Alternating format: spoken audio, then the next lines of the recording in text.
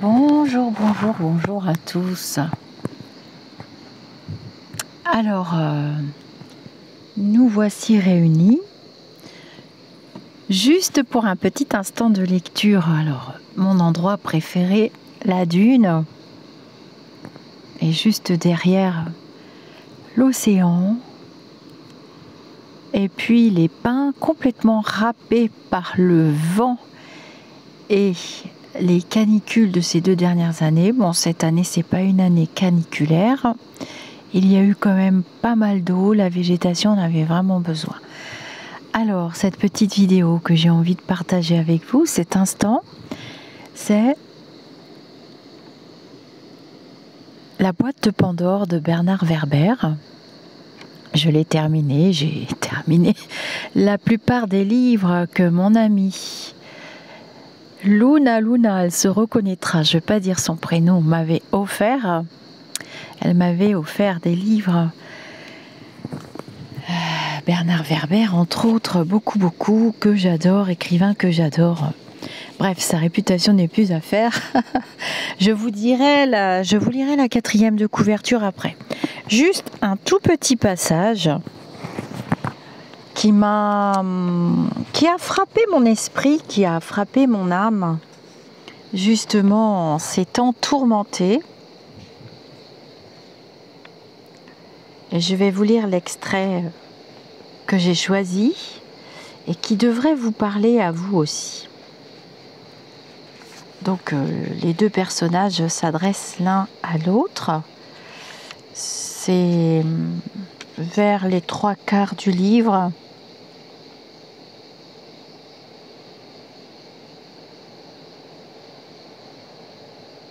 Ah, tu es plaisantin, René. C'est rare pour un prof, mais j'aime ça. Mais je vais te donner la bonne réponse. C'est comme cela qu'on obtient l'émotion maximale, celle qui fait que les gens restent sur la chaîne, ne zappent pas et voient les publicités qui leur donnent envie d'acheter des trucs dont ils n'ont pas besoin pour se rassurer. La consommation est la résultante de la peur. Ah ? Et c'est cet argent des pubs qui nous paie nos salaires. Plus de peur, plus d'émotions, plus d'attention, plus de publicité, plus d'argent. Et plus on vend du dentifrice, de la lessive, des couches, des biscuits au chocolat, des voitures, des vacances, du jambon fumé et des yaourts. Mais je pensais que c'est notre monde. Le seul problème, c'est qu'on est entré dans la surenchère. Avant, un simple meurtre d'enfant jeté dans le fleuve suffisait à tenir le pays en haleine. Maintenant, si ce n'est pas au minimum un réseau pédophile dirigé par un ministre, les gens n'écoutent même plus. Il leur faut toujours plus de sensationnel. Alors, on ajoute de la musique, la larme dans l'œil du présentateur, on montre les corps des accidentés et des victimes, on fait des gros plans sur les veuves éplorées. Sur place, le journaliste interroge directement les victimes. Est-ce que c'est vraiment aussi affreux à vivre que cela en a l'air ? Que veut le peuple ? Du pain et des jeux, comme s'il était inscrit sur le fronton des arènes romaines. Non, pas vraiment. C'est plutôt une expression utilisée par... Bon, tu m'as compris quoi. Ne pinaille pas et n'essaie pas de m'impressionner avec tes cours d'histoire. 1. Je m'en fous. 2. L'important ce n'est pas d'être exact, mais 3. Que le spectateur s'arrête de manger quand on va lui donner l'info. Ce type est dingue. L'émotion négative l'emportera toujours sur l'émotion positive. Parce que, entre la personne qui veut te donner une gifle et celle qui veut t'offrir un gâteau, tu accorderas toujours plus d'attention à la première. C'est humain. C'est même animal. Tu vois, René, on est programmé comme ça depuis la préhistoire. Peut-être que déjà à l'époque, l'arrivée d'un lion intéressait plus que la découverte d'une ruche. Le négatif, c'est plus fort, donc meilleur pour l'audimat. Il lui donne une grande tape dans le dos. Bon, mais assez philosophé. Nous sommes donc face à un redoutable challenge. Si j'ai bien compris, intéresser les gens alors qu'il n'y a pas de mort. C'est-à-dire qu'il y a 2 squelettes, mais ils sont décédés depuis il y a 12 000 ans. Croit bon de préciser Opale. Le journaliste ne lui prenne aucune attention. Pas d'enfants qui pleurent. Pas même d'ambulance avec des gens qui poussent des cris affolés. Cela va être difficile de conserver l'attention du spectateur. Surtout que la chaîne concurrente va ouvrir son journal par l'histoire de ce rappeur qui s'est fait arracher la main par son pitbull durant le tournage d'un clip. Ils ont pu récupérer les images. Il paraît que le chien jouait avec la main comme une balle avant que le rappeur ne la batte à bout portant avec sa main valide. Il y a du sang, il y a des cris, il y a du chien, il y a du rap, il y a de la célébrité. Je ne te cache pas que c'est un sujet parfait. D'autant plus que ces salopards ont obtenu l'exclusivité. Je ne sais même pas le nom du chanteur. Personne ne le sait et tout le monde veut le savoir. Ça va être difficile de concurrencer ça, il faut que je continue de sourire et que je fasse semblant de m'intéresser à ce que je raconte, à ce que raconte ce type. C'est pour la bonne cause. Malgré tout, j'ai pu convaincre mon rédacteur en chef qu'on tenait du lourd. Et le lourd, c'est toi, René. Mais cela ne marche que si on fait du lourd et du beau, façon chaîne culturelle, mais avec du sensationnel malgré tout. Pour la lumière, je propose qu'on crée une ambiance explorateur à l'ancienne avec des torches enflammées. Évidemment, l'idéal serait des serpents à mettre en premier plan. Mais vu le temps imparti, faut pas rêver. J'ai aussi prévu des costumes pour vous deux, qu'on soit d'accord, un peu façon Indiana Jones, quoi. Nous sommes dans la société du spectacle qu'avait décrite Guy Debord. L'histoire est devenue un produit de consommation, comme la nourriture et comme pour la nourriture des fast-foods. Il faut l'arroser de sauce sucrée ou pimentée pour que cela ait plus de goût. Mais t'inquiète pas, René, comme je te l'ai dit, tu es avec les meilleurs. J'avais déjà fait le même coup pour la découverte de la loge secrète dans la pyramide de Khéops il y a 6 mois. Tu te souviens, René ? Non, désolé. Eh bien, tu en croiras ou non, René.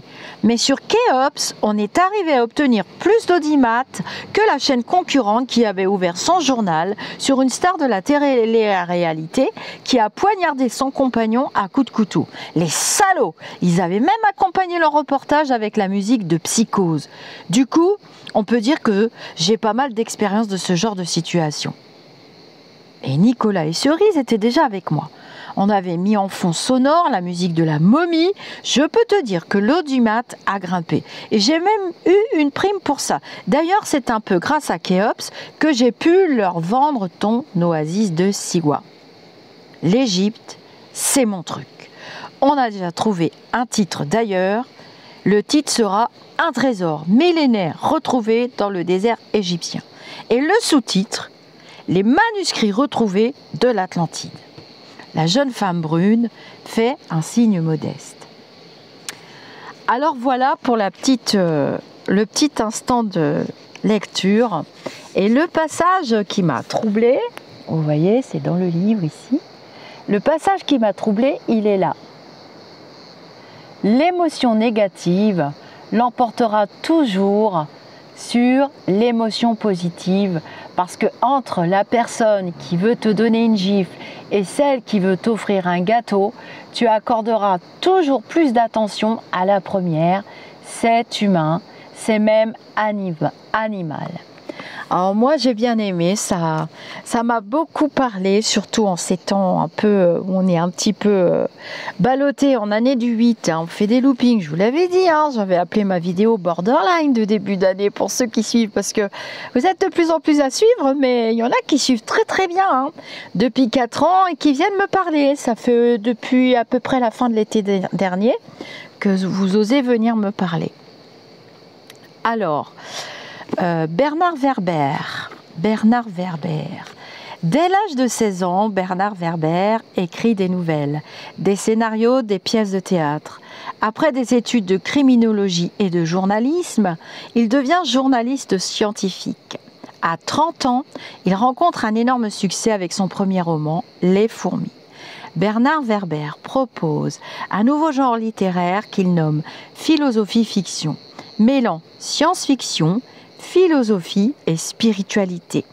À travers différents regards exotiques, extérieurs, celui des animaux mais aussi des arbres, des divinités antiques ou de potentiels extraterrestres, il tente de comprendre la place de l'homme dans l'univers. Alors moi j'ai bien aimé, à la fin du livre, Monsieur Werber a écrit des remerciements.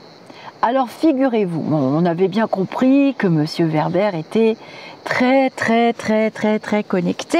Enfin moi j'avais bien compris qu'il était connecté, donc il adresse les remerciements. Et il adresse des remerciements surtout à ses amis hypnotiseurs régressifs. Donc il cite des noms.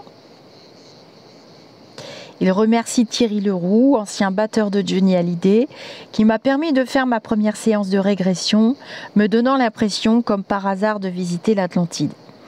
Et il remercie Alessandro Jodorowsky, qui m'a initié à l'hypnose de projection dans des mondes imaginaires et enseigné la lecture des cartes du tarot. Alors, moi, j'ai lu Jodorowsky pour le tarot. Bon, chacun son interprétation. Après tout, le tarot, c'est un jeu tellement magique.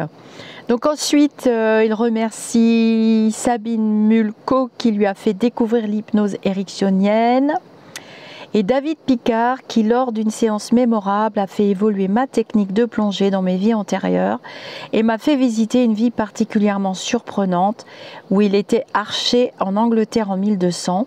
Un travail qui ressemble finalement assez à celui d'intermittent du spectacle, puisqu'on attend qu'il y ait des batailles pour avoir du boulot, comme un acteur attend d'être engagé dans des films. Ensuite, il remercie ses amis historiens et il remercie ses lecteurs, parce que pour écrire ce livre, il en a écrit 11 versions différentes. Et à chaque fois, donc il a cité tous les noms, et à chaque fois, ils se sont tapés les versions à lire. Mais enfin bon, c'est une lecture formidable.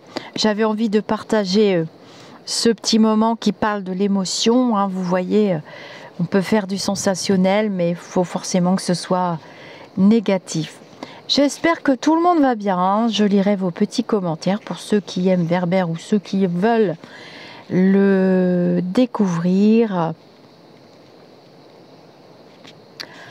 Voilà, dans ce joli décor, Alors la météo m'a empêché de tourner mes vidéos comme habituellement. Forcément, il pleut.